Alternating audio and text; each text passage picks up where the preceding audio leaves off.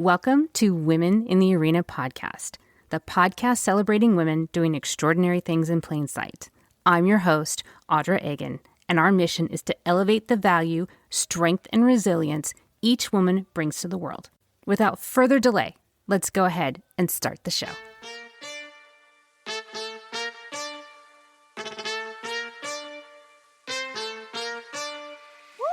Oh, snaps, it's me again. Knock, knock, that swag is in. So fly, yeah, I'm a 10. Turn heads whenever I'm passing by. Look around, bringing the heat. Welcome in, everyone, and thank you so much for joining me again this week.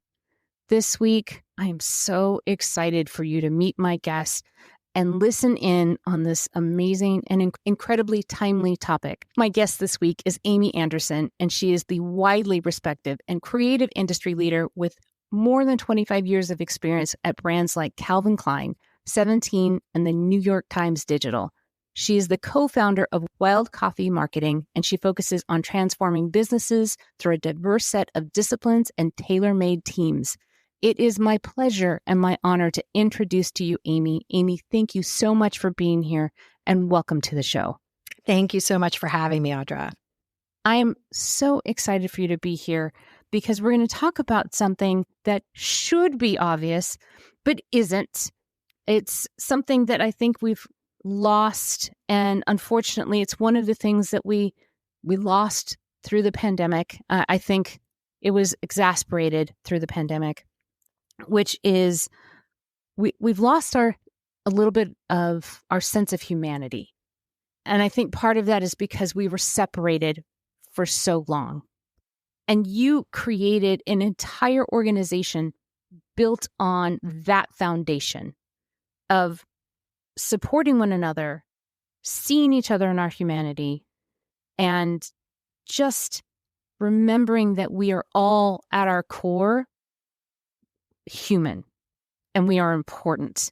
You built an entire organization on that very principle, not only with your employees, but with all of your clients that you support. But what I want to talk about is why you built it and how you built it. So let's start there as to who's Amy and why you had to build Wild Coffee in the first place. Well, thank you so much again for having me. I'm excited to talk to you about that. I often tell my children, I have two sons, now 17 and 20 years old, that we don't learn from the things we do right. And we don't learn from the good things always that happen around us. It's, there's some growth through the struggle.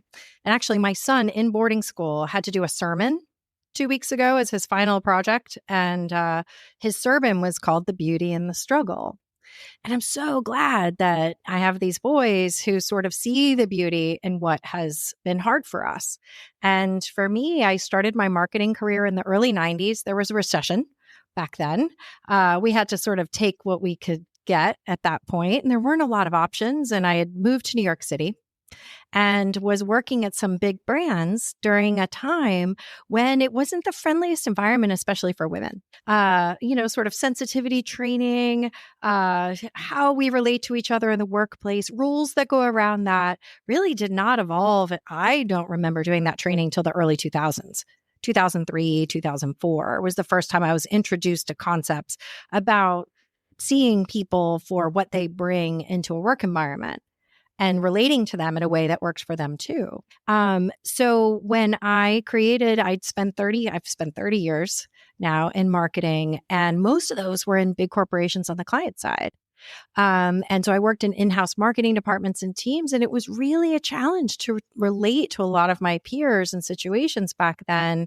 Coming up in my 20s, not a lot of mentorship, environments in New York City that were a little rough around the edges with my dynamics with other folks. So when it came to my getting a divorce in my mid-40s, re-entering the workforce, and knowing that in order to be with my sons, I really needed to create my own company. And I was fortunate enough to have my parents as angel investors and said, we will cover your basic living expenses for 12 months. Go see what you can do. And I started a consulting practice in marketing. While I was writing my business plan, there was a tree tree plant native to South Florida called wild coffee that was growing outside my window that was super vibrant. I had to keep cutting it back. And I thought it was an incredible metaphor for what I was trying to create for both myself and for my clients. So Wild Coffee was born out of my wanting to have some flexibility for my children and also my wanting to deliver really, really good marketing strategy for clients. But to create that, you have to bring people on board and to scale that. And that is when I realized, well, how do you create an organization that's not built on some fundamental values? And that's where sort of this culture piece started. And I think I was fortunate that I started that from the beginning and have evolved it into something that I find powerful. Isn't that interesting that, like all the great inventions in history, it was born out of necessity. And as we are coming to find out, a lot of the great inventions that were born out of necessity were created by women. Yes. And it was built on these strong principles, these strong needs to create goodness in the world, respectability, and that you wanted to create a better environment for yourself, for your sons, and for your clients that they could thrive in. Because I think that that's what people are craving. People are hungry for it. People are lacking. That's that void that people are searching for now. They're like, there's something missing. What belonging is missing? Well, belonging is very high on the hierarchy of needs. Yes. And I also see that people bring work home. And so if you are coming and working at Wild Coffee, working with my business partner, Salo, and me, and you are going home unhappy, then I saw that as impacting children, impacting spouses and partners, friends and neighbors, right? So when we're bringing work out into our lives, it's a ripple effect of how people are treated. And I don't think people on the turnover front, I don't think they leave jobs. I think they leave leaders. And the philosophy and the way of being of a leader, I've seen it my entire career, trickles down through an entire organization. So I think as business leaders, we have to look and say, what do we want to trickle down? It's one thing to have a mission and vision, right? It's another thing to have values. And I think that values piece is very, very important because you can hire new team members, you can retain and reward and recognize team members. And in some cases, you may need to cycle a team member or transition them away from the organization because they are not a good fit. And if you can't bring kindness and compassion and seeing your team members, your colleagues, your leaders as whole people, then I don't think it's going to be a great experience for anybody. I don't see them as employees. I don't see them as workers anyway. They are people who decided to take a chance on me and on this concept I created, and I value that quite a bit. What are the values that are the non-negotiables that have made Wild Coffee what it is today? And it's been in existence now 15 years? No, I'm 6. I'm 6 years. Yeah, 6 years. But I've worked with my business partner in different capacities for the last 21, which is pretty incredible. We had toddlers when we met at a company, and now his 2 have graduated from college and mine are in college. So the first one is we are one with our partners and each other. And that's, a lot of companies say that we're not just partners, we're in this together. And I think that got overplayed during COVID, certainly, right? We're in this together. It's the way I've always lived that because it's also an honor for me that a client comes to us with a problem that we need to solve. And so I actually had a partner we work quite a bit with in the private equity space say to me last week, you are not a partner who is looking for your next invoice from us, which a lot of them do. You are looking to solve the problems and be accountable for them. And so that was really interesting perspective. I'm thinking, oh my gosh, it's working. This value of we truly are one together, solving problems, creating something great and scaling something. And I'm going to look after you and you are going to look after the business and our clients. And I think if the spirit of business leadership is based on compassion, based on clarity, candor with feedback, respect, then you model that. It's like parenting. I learned very young, my children went to a Reggio Emilia preschool. And the director of that school in Miami at L'Atelier said to me, what do you think the experience is like as a toddler to just be whisked up by somebody? Like your whole body gets lifted up in the air with no warning. That is not respectful to a small child to just whisk them up like that. And I was thinking, oh, so from the time my children were little, I've been trying to model respect and communication, and I've gotten that back. And I think the same with the team. When I model that to them, they model it back and to each other, which is the important part. And this isn't easy to do. I mean, your business is a marketing and communications business. And as consumers on the other side, we're used to being sold to. And you're doing this a completely different way. You're doing this in a model that is one that is based on honesty and communication. How do you manage this? Well, I think it's the intention that you have, right? We're growing at about 35% per year. And that means the company's doubling every 2 years. We made the Inc. 5000 list last year. But how do you scale a company and add value to people without stressing the organization too much? Because if you stress the organization too much, it has impact on the people, and then you can't deliver for clients. So I think the transparency, it's that, sort of we are one with our clients. It's that transparency and communication where we can't solve this, or it's going to take us longer than we thought. And be that trust that we establish up front in this very consultative approach allows us that. And but you have to act it, Audra, every day, right? You can't just put values on the wall and then expect them to happen. You have to live it. And so when you're living this consultative approach in a sales cycle, and then you start working with a client, that needs to stay consistent, right? And this is, and what we're talking about is business, but this is translating into their lives too. This is business concepts. This is consultative concepts, but this is translating into their lives, into your employees' lives. You can't live this and separate the two. It just doesn't work. It has to translate into what they're doing personally too. They can't exist otherwise.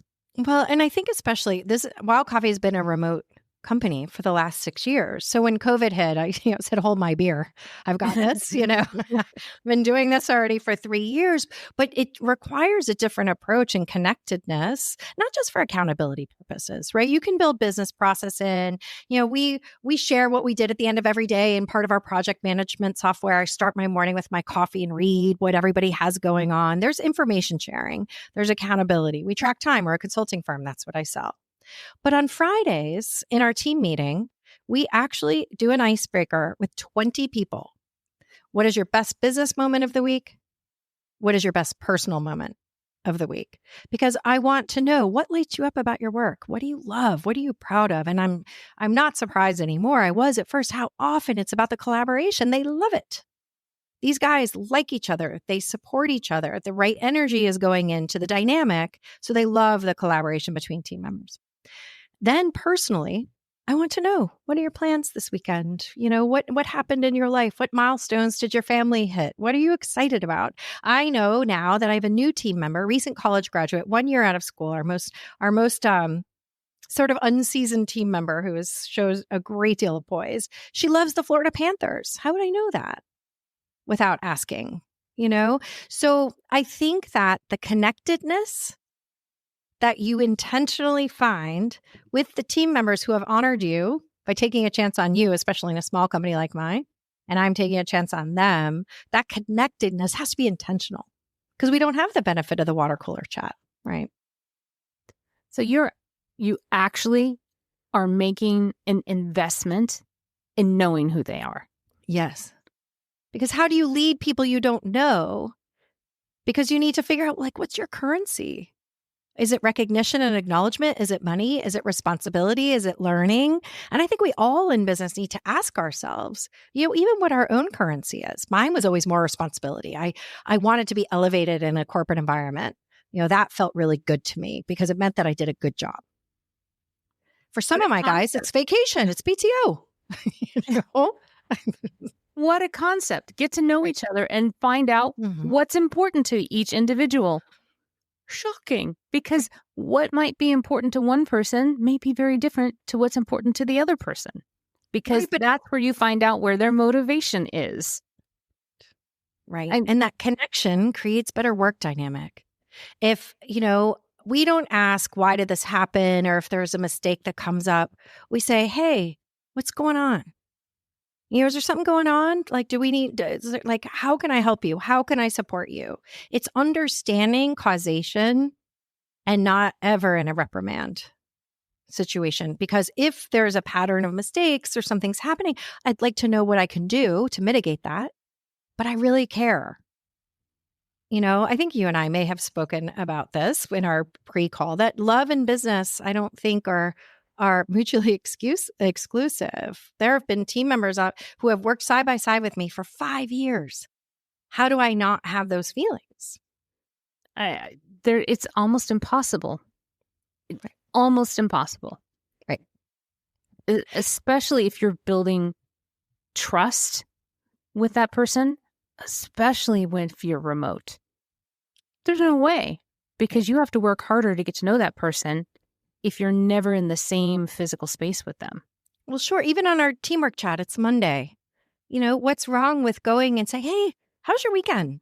Did you guys have a good one? How was your daughter's birthday celebration this weekend? Or how did that go? They tell me things on Friday at our team meeting. I can check in on Monday and ask how it went. We have this joke that I'm always, the nurturing part of my leadership is asking people to take Ubers. Right. So especially since I have a high concentration of team members in Miami, and they're going out and they're going to music festivals, and there's always hey guys, take an Uber, have a great weekend, or saying thank you, for all the great work this week. I am grateful for that. But I think, there's a process of dehumanization going on in our culture. I mean, you mentioned the separation. It's politically motivated in some ways to dehumanize a group, to gain control over them or make people fear them. I also think the separation at work, what is the impact on us that we don't see each other face to face? I don't know that Zoom and Microsoft Teams create the same togetherness, So what can we do in this sort of flat world to create a dynamic that means that when people go home to their families at night, they feel good? Ask them about them and get to know them a little bit, rather than these voices on the other side of the screen. Or heaven forbid, if you get brave enough, turn on your cameras. Oh, so we're an on-camera culture, Audra. Isn't that interesting? So we explain to folks that it is important for us to feel connected and to be present when we are communicating with clients, especially, and with each other. But we are an on-camera culture. If you need to step away from your desk, please, by all means, things happen, doorbell rings, dogs bark, you need to step away for a moment. In my case, it's my 90-second cup of coffee. You may step away, of course, but we're on camera. I'm looking. When we're talking to clients, when I'm in a team meeting, I'm looking to see people's body language, their facial expressions. What are they responding to? Plus, when I'm in a team meeting and there's 6, 7 people, 20 people in the case with my team, I can tell if somebody would like to say something or add. I can look at their body language and include them in a conversation. I mean, you have to read the room still, even though we're just seeing each other's shoulders and heads, So everybody is I heard this expression. I just heard this expression Friday, is a mullet meeting. I had never heard this expression before, which means that they're dressed up from the waist up and it's pajamas from the waist down. I'd never heard that before. And I thought, okay, yeah, that's the way. Yeah. They're dressed for a mullet meeting, which, whichever way works. Exactly. All the more reason to turn off your camera if you're going to step away for a second, for sure. But I think that even, when we talk about seeing people as whole people, I still do expect presence in meetings with clients. So it's fine with me if you have never worn shoes in 6 years or you're in pajamas on the bottom, but we do need to bring something. And I oftentimes when I'm presenting branding projects, things like that, I wear certain colors. So I will often wear red or a really deep blue, because I'm trying to hold people's attention on a flat screen. When before I could go in and sort of evangelize and really sort of bring the energy into the room and stand. And I'm still doing some of that work for sure now. I'm traveling and getting in front of clients. I was in front of 50 franchisees with a West Coast pizza chain 2 weeks ago, but it's harder. It's harder. And I also think it's harder to connect with your remote team members. So what is your intention behind it? What are you going to do? Because you can't, it's harder to read and feel body language when your screen's away. Yes. And it's also harder for your team members to know about accountability as a leader. And you explained something to me that has just stayed with me from the moment that we met, which was this concept of flip the turtle. And I love this idea of flip the turtle because it takes the accountability on you as the leader and does not put the blame on anybody else. And do you mind explaining to everybody what flip the turtle means? Absolutely. 2 years ago, I'd flown everybody into South Florida for a team meeting. And I had been thinking about this concept of collaboration, cooperation, and kindness. Everyone who joins our team, our interns just started last Tuesday. Wild Coffee is a culture of kindness. And everyone you encounter, you're going to have a consistent experience because at a baseline, they will be kind to you. We are in real trouble when Gen Z is coming up and they don't feel psychologically safe and they're used to comparing everything on social media and they're terrified to innovate. And I do believe there's an article in the Wall Street Journal last year. I do think there will be some impacts from this. So it made the psychologically safe environment even more important to me. I need their brains. I need their ideas. I think they're brilliant. But they need to feel safe to do that. So I had seen a video of a turtle on its back and had a little help from my friends from Bob Seger was playing. And all the other turtles go running up to this turtle on its back and work together to flip it back over. And I said, oh, this is it. This is what I'm trying to capture for these guys and how I believe they are. So I'm in the meeting and I'm, doing my evangelizing and sort of talking. I think we were wrapping it up actually at that point. And I went to click the link in the video that I had tested, I promise. And it was in a Google slide and it didn't play.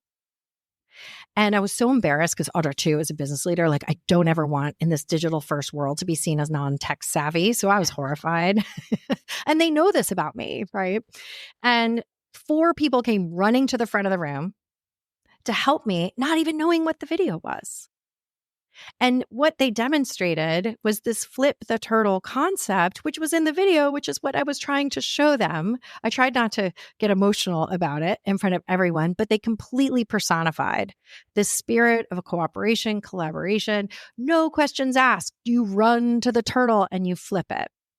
And so it has permeated, it resonated with them, it made sense, and they got to see it live, which reinforced the point I was trying to make. But it has now permeated our vernacular.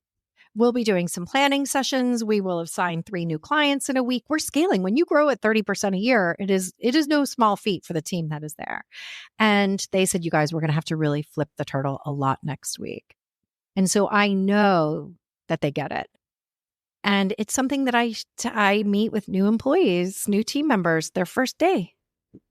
And we talk about flip the turtles. So from day one, I share that with them.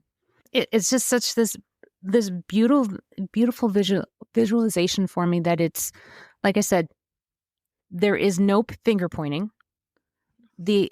You as the leader have taken accountability for this, and you have said, we are all in. It doesn't matter what went wrong. It doesn't matter who didn't flip the switch right. It does not matter. It doesn't matter which one of us is on their back. We all rush in. We all help put that person back on their feet.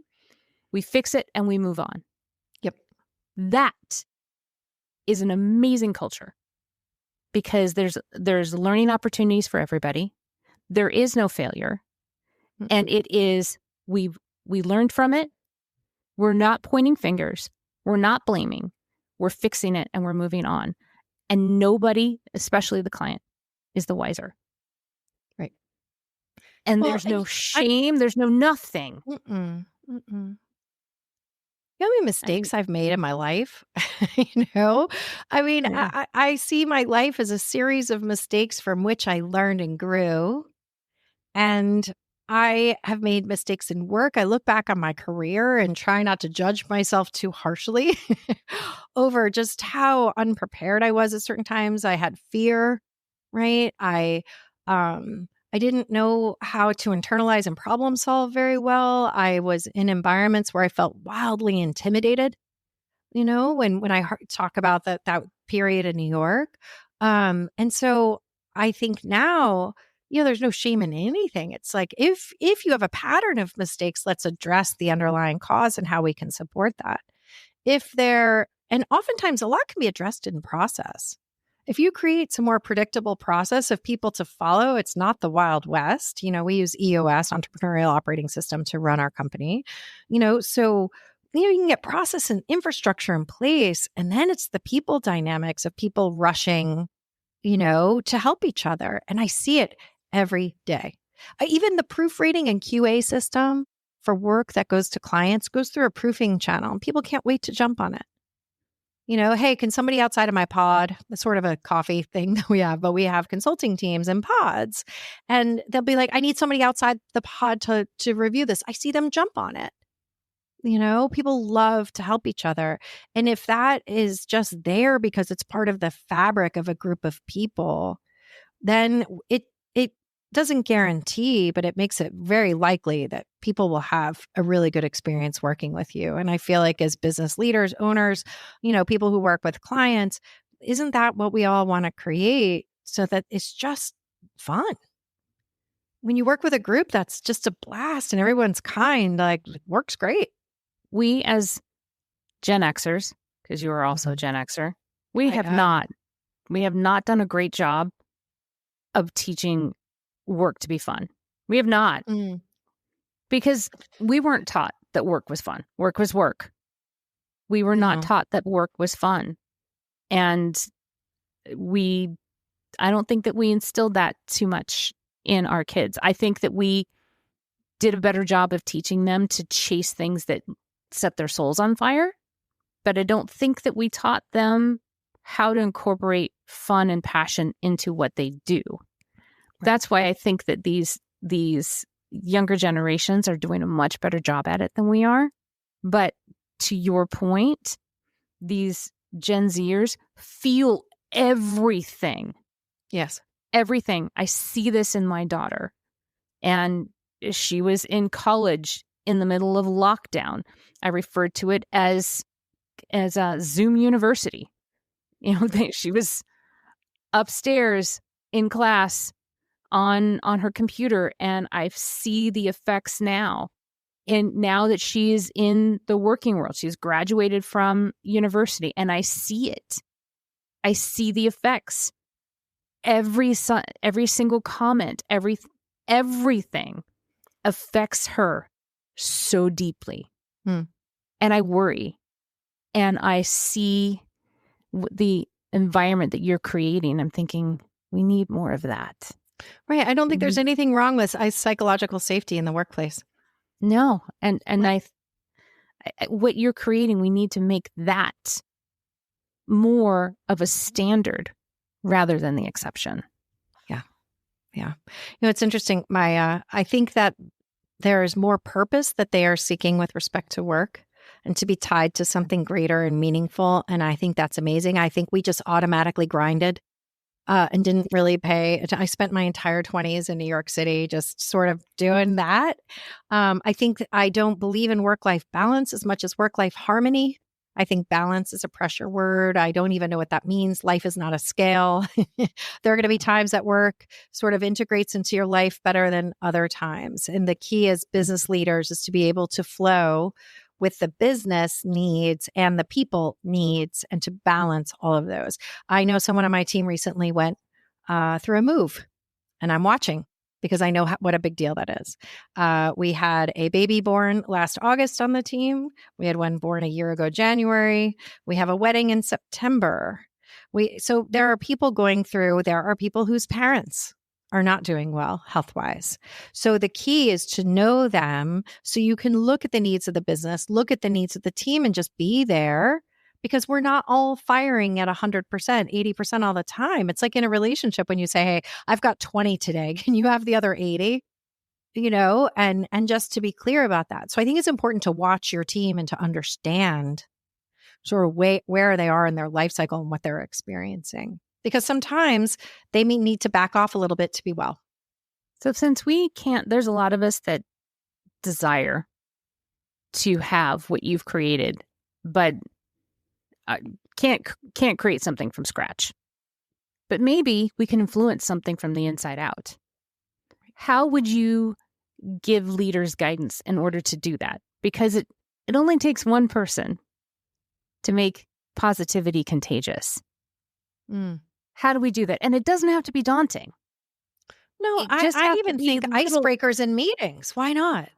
Why should I why not do an icebreaker and be like, okay, sometimes what we'll do, we'll say, best business, first concert or first album you ever owned. And I mean, what we learn about people's music tastes, what concerts they've been to, what experiences they've had, I think that matters. So I think you can start with just a meeting format and figure out how to mix things up so that people feel seen and known and interested in, rather than saying, okay, it's 3:02, blah, blah, blah, and just dive right in. When you have the space to do that, and the intention is, I see you, I would like to know you, I would like to understand you so that we can work well together and your experience is good. Do you know what I'm sorry, go ahead. So I think it's a small thing, right? It doesn't mean you have to all of a sudden have new values for your company and put this structure in place and come up with a flip the turtle concept or anything like that. It's really just knowing them and making that intentional when you interact. What I was going to say is that I never thought about doing that internally for my team, but I think I might now.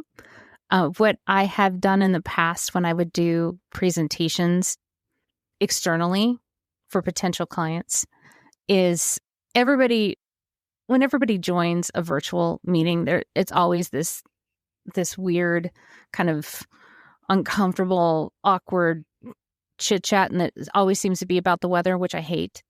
What I started to do is I would put a question, a really bizarre question, out on the screen, and some of the questions would be like pie or cake. I would put questions out like that, and then pie or cake, and why, and what's your favorite, stuff like that. Right. Just because I wanted to try and break up the monotony, because when you're trying to present to a client, no one thinks that you're going to ask them which one is your favorite, pie or cake, and which, because you're respectable, you're trying to present serious material. But I just was tired of asking or talking about the weather. So I wanted to break it up. But it never dawned on me to do the same for my team. So this is brilliant. It's so interesting. Yeah, no, it's so interesting. And really, it gets, I think, on a client, like external meeting, it gets people in the mindset of that you're listening to them. Right? And that the whole purpose, we are often presenting client information, but that exchange is really important. And it's, hey, I'm listening. With your team, it's, hey, I see you and I know you and I'd like to know more so that I can understand there and be there for you better. When it's just about the work and this is like my style as a leader and these are my business objectives and you're here to meet my business objectives, I feel like that's like 30% of the equation. There's this whole other, right, which is, let's be in an environment where you can bring your best and you can be happy and then go interact with the world in a way that's a bit more positive. And it's easy. And I love this. I love that it's so easy and it still can be professional and fun at the same time. I love what you're creative. I love that you've created something that we can emulate and it not be hard and not be and not us feel any less ourselves, right? But still be even more human. Right. Well, and I've been in environments where I've had a boss, a hiring manager say to me, do you play golf? Because that's where a lot of our business is done. Mm-hmm. And I was a tennis player, not a golfer, right? And there just have been so many times where I have felt excluded from this. So you don't have to be naturally positive as I am. I mean, I was just born this way. I think you could just be interested, just to show interest in your team and people around you is very, I tell my children that all the time. Please, when you encounter people, make sure they feel better after they left your presence than they did when you entered it. And the way you can do that is asking questions. It makes a better dynamic. It shows that you're interested. It gives them something to talk about. It's disarming in a positive way. So if we ask those questions, hey, would love, what's been your best personal moment of the month? We do it for the quarter. When we're doing business reviews quarterly, what was your best of the quarter? What do you think that you could have done differently? Or what didn't go your way this quarter? And then grade it on a scale of 1 to 10. How was this quarter for you? And we do that also in our team member reviews. Every 90 days, we review the team in a way that asks their energy level on a scale of 1 to 10. Where are you? Where are you? And we gauge from quarter to quarter. Did you go from an 8 to a 10, a 9? And if you're not a 10, how can I help you? What do you need to get to a 10? What is your energy? And we show that we care. If you're at a 6, I'm concerned. If you're at a 10 every quarter, either I've done something magically right together with you or you're not telling me the truth. But I think that's important to ask them. How's your energy this quarter? How'd you do? What do you think? Not, hey, I'm going to give you feedback. Remember, Audra, annual performance reviews? Yeah. Do you remember that world where I'd sit there and be like, wait, did you withhold that feedback from me for 12 months when you could have told me in real time that I had an area to improve, an opportunity to improve?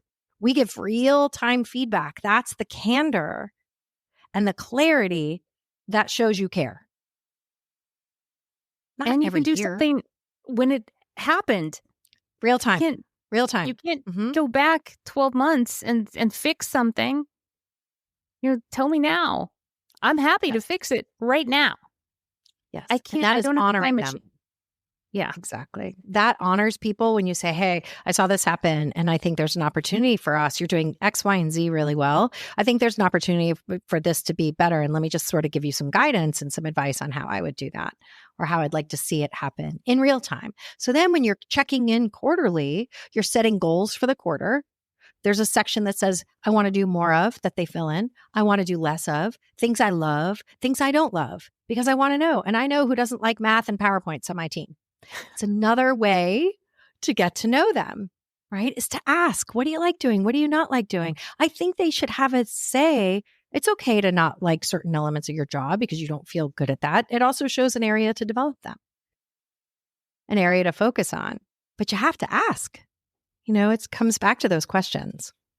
I love what you've built. I really love what you built because I have said often on my show that corporate America was not built for women because it wasn't built by women. Because it didn't consider something other than what the environment was at the time. And it hasn't changed much. You built an environment that considered everybody, didn't necessarily assign a gender to it. It just considered the humanity of it. And I think that's what corporate America is missing. It's not necessarily missing remembering a gender. It's missing the humanity. And I think that that's what you remembered and got right. That's what you figured out. Thank you for saying that and for that acknowledgement. I think that when we see people with compassion, then we are just moving in the world in a way that sort of is with the flow of life and not fighting against it, which is to create a set of rules to squeeze work and productivity out of human beings. It's really sort of being in something because we have to work. And most of us do, right, Audra? I mean, we have to earn a living. We have to have jobs. We trade time for money, right? That's all a reality. But why not create something that just sort of sees people as whole? And I think that's where we're going. And I also think as women leaders, we don't shy away from qualities that are innate to some of us, right? Or many of us. Nurturing is one of them. I am a hard driving, scaling business leader who's also compassionate. I mean, those things can exist at the same time. Absolutely. Yeah, because we are multifaceted and multi-hyphenated. Yes. We have the ability to be multiple things at the same time. And I've embraced that for myself, especially over the last couple of years, and realized that I get to be multiple things at the same time. And it doesn't have to fit into a little tiny box that I was fed a bill of goods for a very long time, that you have to be this one thing and it needs to fit into this box. And I realized that was really wrong. And I think a lot of women have figured that out too. Well, it's so interesting the way you say, I get to be. I get to has been a mantra for me for a long time, right? I've raised my children on my own since 2017. For 7 years, I have been on my own in every aspect with them, but I got to be. Right. So I look at when you say I get to be multifaceted, I get to play all these roles, I get to be a chameleon. It is, in a lot of ways, a privilege and an honor to be able to navigate so many elements of society and the world and the workplace, because I think that we can be quite good at it because there are so many different roles that we have to play. I do sometimes find that being a business leader goes against my nature. I'd love to be sort of getting ready for everybody and taking care of the family and all of that. That is not my path. But we embrace those different sort of elements in our approach. And I just bring myself into my leadership style. So the reality is that had I not had to claw my way through my career, I would not be here. I would not be here with you. I would not get to be the ambassador of women's stories and get to talk to women like yourself and women all over the world so other women get to hear them. And for that, it is a gift. That is the beauty in the struggle. Yes. Right. Going back to my son Marshall's sermon about the beauty in the struggle that he has figured out at 17 years old, that I did not know to look for the positive and create something out of it until much later in life, when I went into business leadership in this way and said, "Ooh, I have an opportunity to create something that is about what I think and want and what I think is good for people." So, yeah, me too. I was 49. I was 49. 46 here. So, but I think that's when we hit our stride in a lot of ways too. Yes. Absolutely. And I used to hide my age and now I don't anymore. I have no, issue that for 31 years, I've been in this field because I've seen a lot of things and I have a lot to share. So being in an advisory role can be powerful. I would agree. And Amy, I'm so glad that you took the time to spend some of your precious time with us. It has been not only educational for us, but it has been a gift for me. I'm so, so grateful that you've been here and that you've shared some of your wisdom with us, and that the audience gets to hear what you built. So thank you very much. Thank you so much for that, Audra, and thanks for having me today. If the audience would love to hear more about what you do or reach out to you and hear about what your business does, where can they contact you? wildcoffeemarketing.com is our website. And we actually do consultations with folks who are just looking for some guidance from a marketing perspective. And we'll spend a little time there. I do that all the time with people. And then also on LinkedIn. I love when people reach out on LinkedIn under Amy Anderson at Wild Coffee. Send me a message. Let me know if you have questions about some of what I talked about today, or looking for guidance, or to want to collaborate or connect. I always love it. And I will make sure that all of those links are in the show notes. Make it make life easy for all of you to reach out to her. Make sure that you tell her that if you heard her here, let her know that I sent you. Once again, Amy, thank you so much for being here and sharing your stories and your wisdom with us. I cannot thank you enough. Thank you, Audra. And thanks to all of you again for listening, and we'll see you again next time. You can't stop me. That's our show. Thanks so much for hanging out with me today. It is my pleasure to be the ambassador of these women's stories. It is my hope that they inspire, that maybe they educate, and above all, that they make you feel like you're not so alone in this big world of ours. I'm hoping that you recognize yourself in these women, and that you feel maybe that you're not so different after all, and that you have lots of company, and that we're all standing together in this arena. Grind so hard, now it's all in view. Ain't no one that can do what I do. The world's my runway. Watch me slay. Can't touch my swag. Just watch me play. They used to doubt me, now they scream and cheer. Copy my moves and it's crystal clear. Box me in, so out of this frame. Can't keep up, you're not in my lane. You can't stop me. I'm up too high, can't top me. You can't stop me.